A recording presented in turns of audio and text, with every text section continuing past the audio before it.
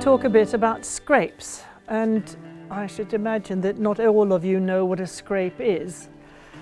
It's really a basking area for insects on warm ground, and that makes them able to warm up earlier and therefore have longer days of foraging. And this is most important to extend the seasons of spring and autumn. It's a mosaic of sparse vegetation and on a warm site, and it creates a different environment for the insects, comparing it to the rest of your flower meadow or field. There's no minimum size to a scrape, but if you have access to machinery, something like 10 meters by 7 meters, or if you're working on a smaller scale, you might do something like 3 meters by 2. If you make it too small, it will simply become invaded by the surrounding vegetation very quickly. And it doesn't need to be deep, 20 centimeters will suffice, but the more humps and bumps you make in it, the more opportunities there are for the insects to be able to get out of the prevailing wind. Scrapes are used by wasps, solitary bees, beetles, moths and butterflies, and they support the general insect population in the field. Where to make a scrape? The most important thing is that it's a warm site. So either a south-facing slope or, as here, on the edge of a woodland, which will give protection. And the good news is that you can use your least productive and nutrient-poor land to do this. In fact, it's the best for the wildflowers and it's the best for a scrape. So if you can find an area of underlying chalk, that's the best of all. And chalk gets warm and it drains well, and it's hard for the weeds to invade, much harder than it would be on any other type of soil. So you scrape away the topsoil, and you either take it off-site or you can, as here, they've mounded it up on the edge of the scrape. But most important, I can't emphasize this enough, you must cover that ridge that you created with more material from inside the scrape, because otherwise you've just got a rich soil bank that will grow vigorous species that will seed straight back into your scrape. And also you've made a larger area basically for the flowers to grow. Here is we're back to this photograph. This is done slightly different. We haven't got a soil bank here. We simply dragged the chalk out over the soil and covered the soil with chalk. So the thick chalk layer has now prevented the nutrients from beneath influencing the surface. Our scrapes became a bit wilder as we went on. Andy had a good day, and he dug all of these humps and bumps in order to create more nooks and crannies to provide shelter and other opportunities, which is what we're going to talk about a little later on, which is growing flowers on there. We are on pure chalk, so it means that we don't have any risk of water filling up in any hollows that we make, which could be an issue if you're on more water retentive soil, you know, clay or something. Then you have to be careful you don't create pools. Well, the scrape is now finished. Now, that was a short talk. The insect benefit from this from day one. They simply use the chalk to warm up, and they're ready for a day's nectaring when they're warm.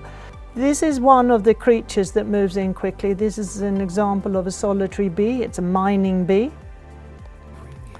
And they love this environment. And this is an example of a beetle that comes in, a rove beetle, a very smart chap. And there are 250 different species of beetles that that have an opportunity to use these areas. So they're very precious. I mean, there isn't much land that is allowed to be exposed like this. So if nothing more is done, over time this scrape will be invaded by the surrounding vegetation. And as it is a basking area, you don't really want more than 50% of the surface to be covered with plants. And when that happens, you really ideally want to re-scrape it or simply make a scrape somewhere else. But in order to delay that invasion of plants, we weed our scrapes. It takes about, or it did in the early days, now not so much. We used to spend a day a year in a scrape weeding, that was it.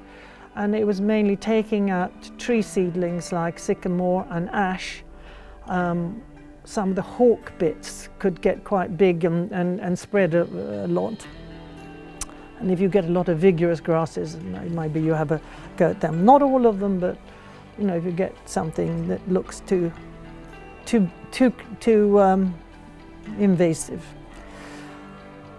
Not everything that comes is a weed, of course.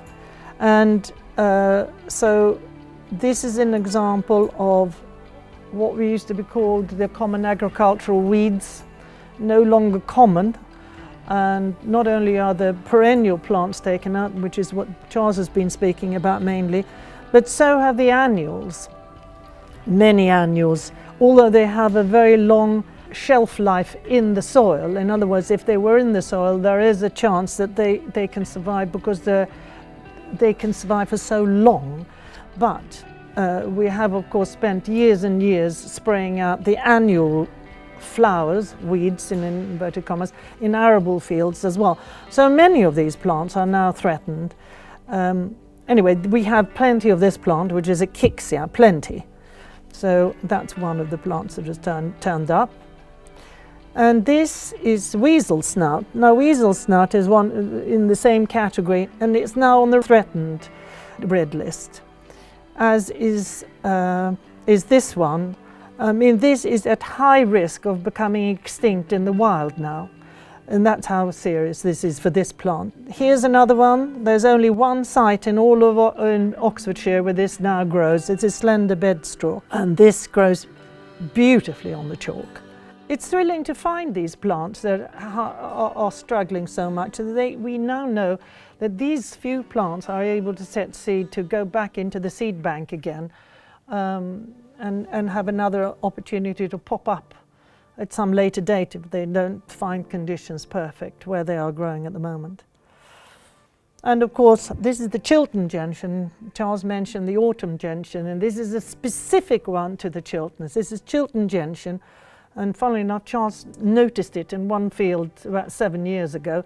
And I have, of course, taken the seeds and I've moved it to the edge of this scrape, and it loves it there, just on the edge between the scrape, which is very easy for the plants to grow because there's very little competition, and where the soil is a little deeper. It likes it very much there. If you provide a fence around a scrape, it gives you an enormous amount of both control but other opportunities as well, because until now we've spoken about things that just turn up, so you haven't actually done anything. If you now put a fence around it, you have the control of what comes in and goes out, in a sense. For us, it was has proved hugely invaluable. Out of the 3 scrapes we made initially, we fenced 2 and left 1 unfenced as a control to see if a fence was really necessary. And that has been the only scrape we've had to re-scrape. When we did that already after 5 years. And the problem was that the sheep they loved lying in the scrapes and defecating, which raised the nutrient levels. The lambs scampered up and down the chalk mounds, so the chalk was collapsing in there before, not creating such a good habitat for the insects. And of course they ate the plants that we wanted to grow in the scrapes. So what to grow in a scrape and why? So apart from the physical protection it allows you to grow these desirable plants. And desirable means that they're are food plants, particularly for butterflies, that you can provide within a scrape, which are difficult, particularly in the beginning of establishing a wildflower meadow. But a scrape, because it has only pure chalk and no competition, it allows you to put these in.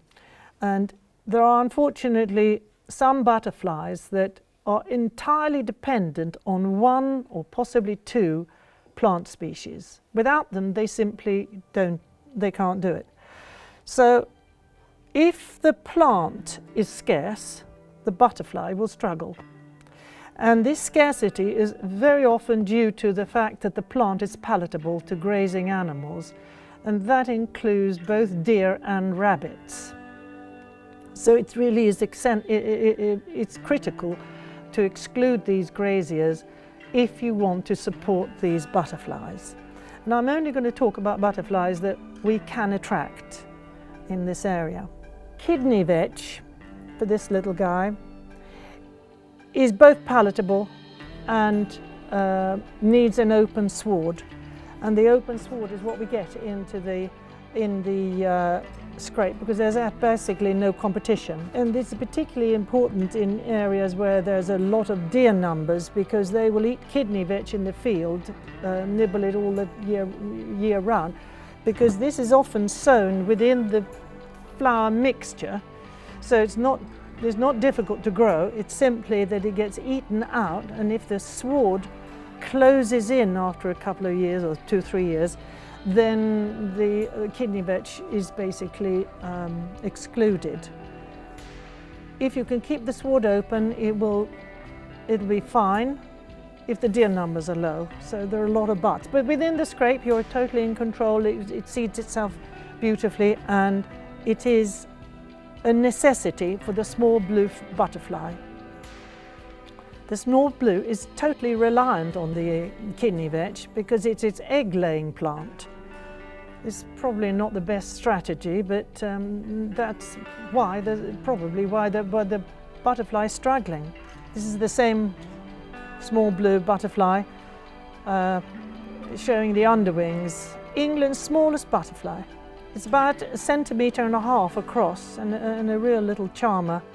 And it took 6 years for it to turn up in our scrapes. And that's probably due to the fact that it's a very sedate butterfly. It simply doesn't move far. Horseshoe vetch is another one for the scrape.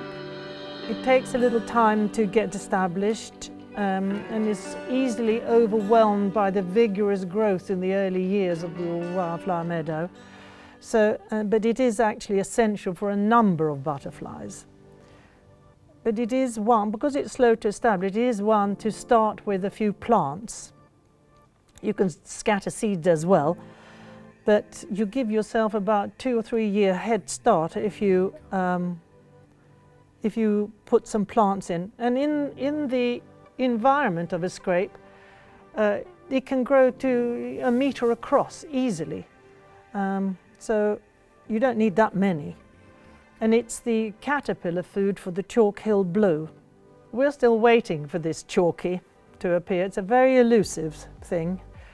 Probably the distance to the nearest colony is a bit of a stretch for it, but we're still hopeful it's going to turn up. And every year people from Butterfly Conservation come and walk the site to see if it's arrived. So far, they'll come in August again. Maybe we're lucky this year. Still. But this is the problem with fragmentation of the natural landscape, because the food sources are so far apart for these insects that they simply can't make it from one site to the other. So by you growing these plants, you're really making stepping stones for them to be able to find each other. Horseshoe vetch is also the food plant for the Adonis blue larvae. And the dingy skipper, who loves the bare ground of a chalk, I mean these you'll see plenty of in the chalk, uses the horseshoe vetch to lay its eggs. Rock rose, another slow plant to establish, so it's the main two slow plants are rock rose and horseshoe vetch. So it's a good one to start with a few plants again. But again, grows very, very big over time. So it seems a bit extravagant, and it's very easy to plant in pure chalk. You think it's hard, but because it's been disturbed, it's actually quite easy, and they grow very well, very few losses. And it's the food plant of the brown argus. This is a grimnemy. It's super tasty for graziers, and it's the larval food plant for the grizzle skipper, as is the wild strawberry, which in Sweden we pick like this. We stick it on straws. We hardly ever get enough for a basket full of wild strawberries, but that way you can pick them. Thyme, which is the food plant for the adult grizzle skipper. So by providing agronomy and thyme in the same scrape, you're giving food for the larvae and the adult. And also thyme has a long flowering season, and it seeds very easily in the scrapes, and supports very many other insects too. And that is the grizzle skipper. All of these butterflies are possible to attract here. All they need is the food. They need these flowers to, and the flowers were basically grown in this sort of chalky environment.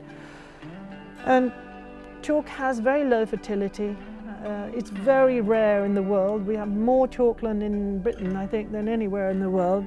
We're not looking after it very well. We have opportunities to grow more plant species than any other soil type, and also more insects than any other soil type. So we should make the best of it. Well, over the last 5 years, the transects that have been taking place on our land have revealed that we have a butterfly increase in numbers from 16 to 25, and all of the newcomers are of the less common kind. Well, it's important that you don't go off to the local agricultural merchant and buy your seeds, or the local garden centre for that matter, simply because it's highly unlikely that the seeds come from your area, or even Britain for that matter. So do go and talk to people like Charles, and there is other organisations who will let you know where the seed comes from. The Emmersgate is a good seed source, and they're on their website. They'll even let you know exactly where the seed was harvested. But best of all is if you go and collect the seed yourselves. And this is actually quite contagious, which Charles warns of in his book. It becomes a bit of an addiction. And I don't mean that you're going to do it for a whole field, but you can certainly do it for small areas like a scrape. And we have on our land now growing some lovely things that Mike and Maria have given us that grew on their land, or grows on their land, and we've given them some of the species that we found on ours, and this is the way to keep it local, and they're doing well on both sites. This picture was taken about a fortnight ago when the horseshoe vetch was in full flower. I shouldn't think it is at the moment, I haven't been up there, but it was made 10 years ago. We are going to go and see Maria's, which is brand new. And this is after a visit by Charles, who came to advise us on how to sow an arable field, which he's been speaking about, and make scrapes. And it's been wonderful fun and hugely rewarding. So I suggest that you all go home and have a go.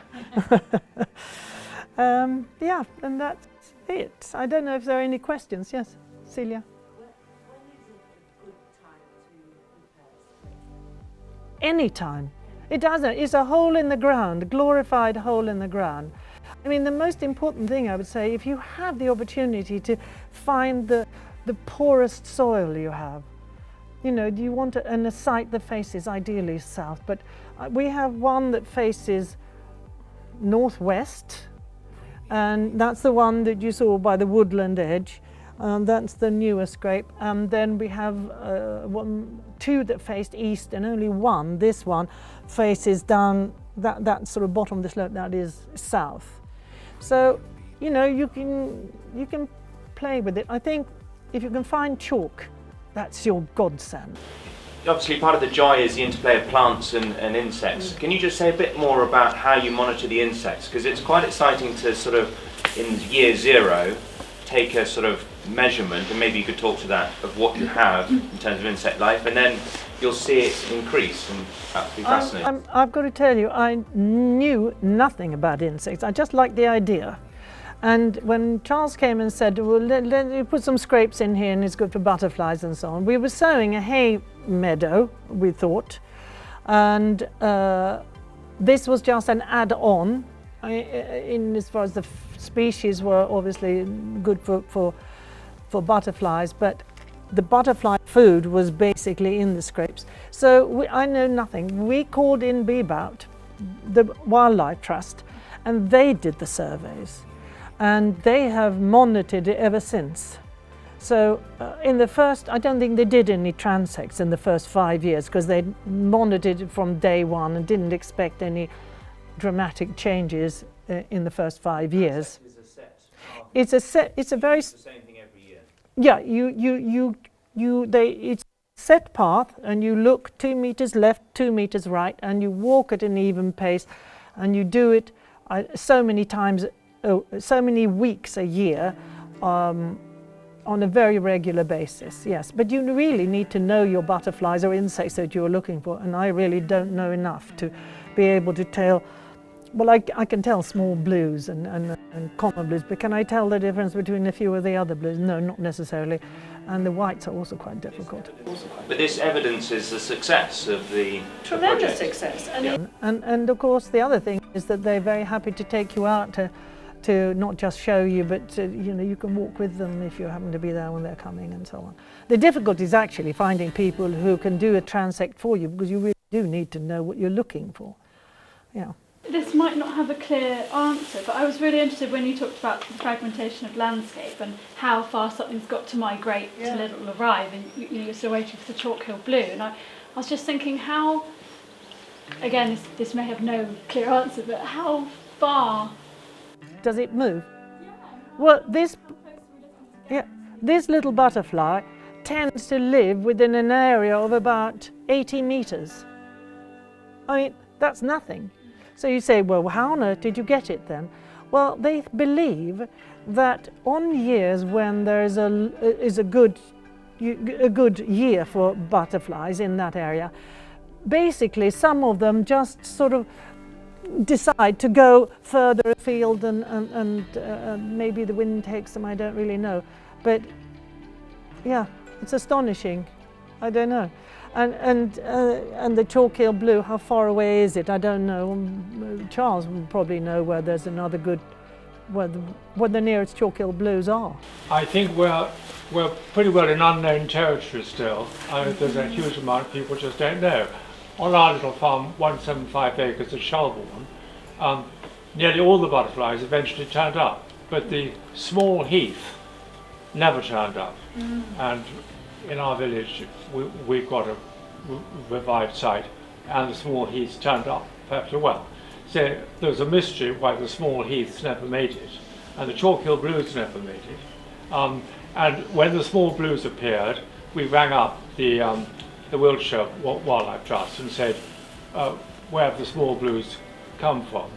And they didn't even know where the nearest small blue site was.